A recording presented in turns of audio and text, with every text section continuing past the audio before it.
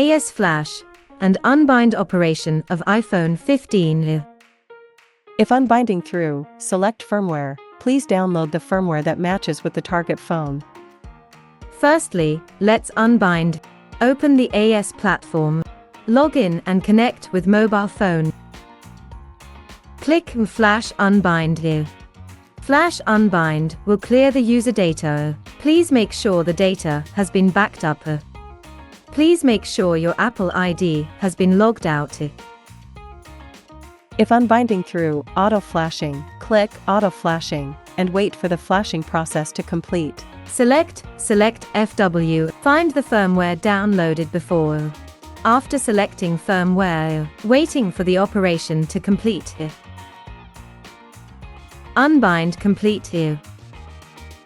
After unbinding, you can check the corresponding data. Click on the data to copy it.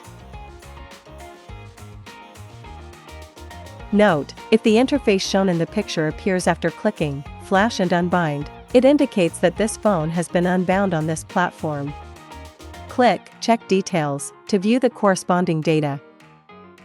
Note, the mobile phone will be in the recovery mode after unbinding here.